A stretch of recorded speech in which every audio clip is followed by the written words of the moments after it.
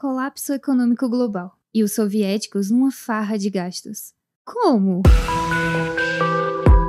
Este é o Visão Libertária, sua fonte de informações descentralizadas e distribuídas. Este artigo foi sugerido por JKF Ancap, escrito por Anarco Capivara, revisado e narrado por JJ Liber. Não há nada de novo debaixo do sol. Já dizia Salomão 3.000 anos atrás.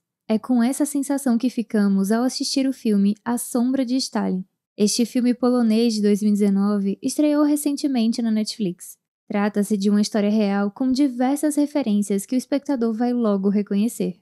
O filme é excelente e retrata bem os fatos.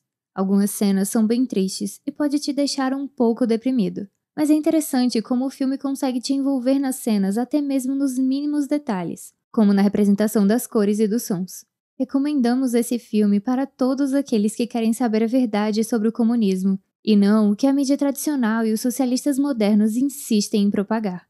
Os mais antigos vão lembrar de quando ouviram que os comunistas comiam criancinhas. Já os mais jovens vão entender a referência ao Sr. Jones, fazendeiro do livro A Revolução dos Bichos, de George Orwell. O Sr. Jones do livro foi uma homenagem ao jornalista galês Gareth Jones. Mas antes de você continuar vendo esse vídeo, aviso que darei muitos spoilers.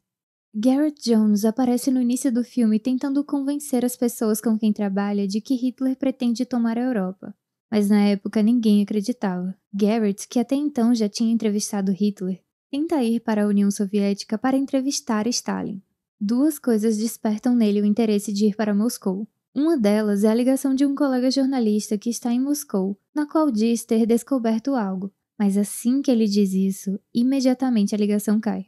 A outra coisa é que Jones tem a sensação de que a conta dos gastos da União Soviética não fecha, e de que Stalin não teria como realizar tamanho crescimento na União Soviética em tão pouco tempo.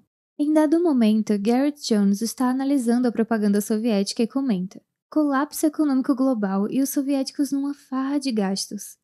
Como? Pois é, apesar de parecer muito estranho, as pessoas acreditavam na propaganda soviética. O governo poderia vender a verdade que quisesse para o Ocidente. Pera, como assim a verdade? Você deve estar se perguntando. Bom, como também é explorado no filme, essa palavra era muito importante na época, já que a verdade era manipulada pelo governo. Isso é bem retratado no seguinte diálogo entre Jones e Ada Brooks. Eu não tenho um plano, a menos que chame a verdade de um plano, diz Gareth Jones. Sim, mas a verdade de quem? Respondeu Ada. A verdade. Só existe uma, respondeu Jones. Você é tão ingênuo, retrucou Ada. Através de alguns subterfúgios, Jones chega a Moscou e encontra outros jornalistas. Entre os jornalistas está Walter Duranty, correspondente do New York Times. Vivendo em luxos e orgias, o jornalista escondia as atrocidades de Stalin e sempre publicava textos e artigos positivos sobre o ditador e a União Soviética. Pois é, em 1928 já existiam fake news. Quem diria, hein? E ainda da imprensa tradicional. E o pior é que Walter Duranty, por suas mentiras, chegou a ganhar em 1931 um prêmio Pulitzer, a maior honraria do jornalismo, o qual jamais foi revogado. Voltando ao filme, ao descobrir coisas estranhas como o assassinato de seu amigo jornalista com 4 tiros nas costas em um suposto assalto, Jones decide ir mais a fundo em sua busca pela verdade. Ele descobre que seu amigo, pouco antes de morrer, pretendia viajar para o interior da Ucrânia. Jones, então, viaja escondido para a Ucrânia, onde encontra o horror do Holodomor, que em ucraniano significa morrer de fome. Para os que não sabem, na Ucrânia, entre 1932 e 1933, ocorreu um verdadeiro genocídio. Isso ocorreu porque em 1929 a União Soviética iniciou uma campanha de coletivização forçada das propriedades rurais, principalmente as da Ucrânia, que eram consideradas um perigo real aos interesses comunistas. Para se ter uma ideia, dos 60 milhões de hectares pertencentes à Ucrânia, 42 milhões são adequados para o plantio. Mas não adianta nada o país ser fértil se toda a produção é roubada. Todos os kulaks, fazendeiros donos de quantidade expressiva de terras, foram declarados inimigos do regime. Então, o governo iniciou sua campanha para colocar os camponeses contra os kulaks. Só que os camponeses, assim como os próprios kulaks, não eram a favor dessas medidas, Stalin ficou furioso e não pensou 2 vezes. Prendeu, deportou, assassinou, enfim, exterminou os kulaks. Depois fez o mesmo com qualquer camponês que cometesse o terrível crime de possuir 2 vacas, ou que quisesse plantar e colher para si mesmo e para sua família. Não, isso era um crime abominável.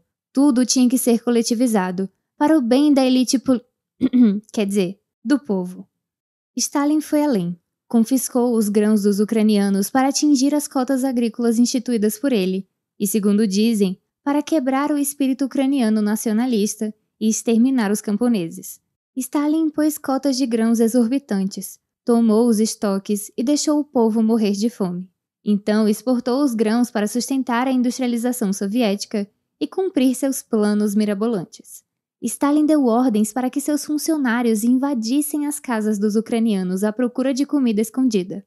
Usufruir de seu próprio trabalho virou crime hediondo, com penas de 10 anos ou até mesmo a morte. Para os historiadores, algo entre 1,8 milhão e 12 milhões de pessoas morreram de fome naquela época. Os números desse horror não são exatos, afinal, tudo foi escondido. Stalin literalmente matou milhões de pessoas de fome intencionalmente. Tudo, claro, supostamente em nome do bem comum e do sucesso do regime comunista. Mas o fato é que muitos dos que sobreviveram só conseguiram sobreviver pois apelaram para o canibalismo.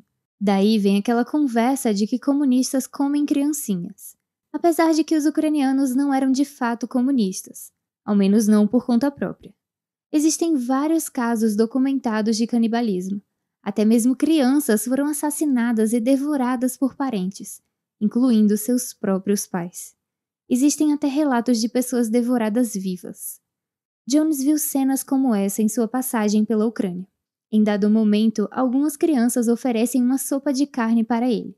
Enquanto come, Jones questiona onde aquelas crianças conseguiram aquela carne. Então uma das meninas responde: "Nosso irmão." Jones pergunta se o irmão dela é caçador e onde ele está. A menina fica em silêncio e leva Jones até o quintal de casa, onde está o corpo do irmão dela. A cena é extremamente chocante. Para mais informações sobre esse assunto, veja o nosso vídeo A Economia da Ucrânia. E caso queira saber mais sobre atrocidades cometidas por Stalin, confira também outros 2 vídeos aqui do canal: Joseph Stalin e a Macabra Ilha Canibal, e a luta contra o esquecimento dos expurgos stalinistas. Confira os links aqui na descrição. Voltando ao enredo do filme, após ver cenas horrendas e difíceis de serem esquecidas causadas pelo desespero da fome no local, Jones é encontrado pelo exército de Stalin, que o libera com a ameaça de que, caso ele contasse o que viu na Ucrânia, 6 engenheiros ingleses que trabalham na União Soviética seriam mortos. Jones volta para a Inglaterra e, mesmo com as ameaças, conta o que viu. Mas infelizmente, novamente, ninguém acredita nele. Nesse momento, após Jones expor tudo o que viu, George Orwell o confronta. Que bela história! Talvez os soviéticos estejam fazendo o melhor que podem, tomando as melhores decisões devido às circunstâncias. E as escolas gratuitas deles, os hospitais gratuitos? Disse George Orwell. Sim, mas a que custo? Respondeu Gareth Jones. A mídia tradicional, representada pelo jornalista premiado no New York Times, o desmente. Os políticos também não querem saber dos horrores perpetrados por Stalin, pois a Segunda Guerra Mundial está à porta e os países estão passando por graves crises econômicas e políticas. Gareth Jones não conseguiu entrevistar Stalin, mas acontece que Jones queria a verdade e isso certamente Stalin não o daria. Somente os que vivem a verdade poderiam contar para ele isso. Uma verdade dura e fria, que Jones viu de perto e sofreu. Ao final do filme, conta-se que o Sr. Jones foi morto enquanto fazia uma reportagem na Mongólia. Morto um dia antes de completar 30 anos. Assassinado por pessoas ligadas à polícia soviética.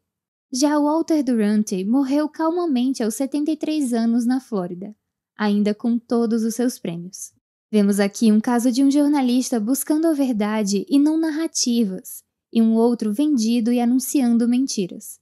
Jones chegou a arriscar sua própria vida pela verdade, enquanto Duranty sacrificou a verdade e a vida de milhões para manter seus luxos.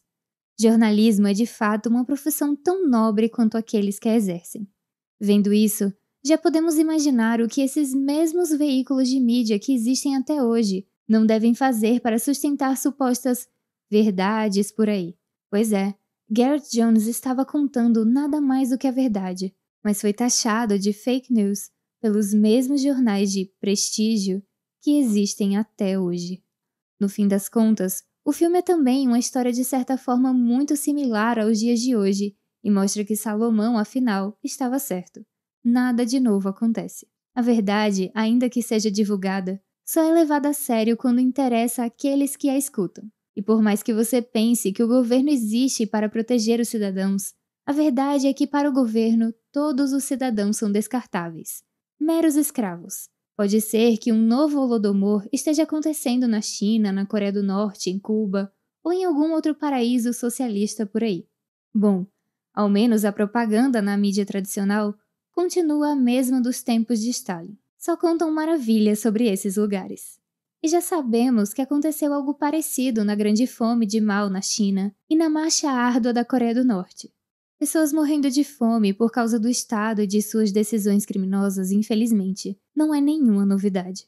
Ao menos, para aqueles que querem ouvir a verdade. Obrigada por sua audiência. Se você gostou desse vídeo, não se esqueça de curtir e compartilhar com seus amigos em suas redes sociais.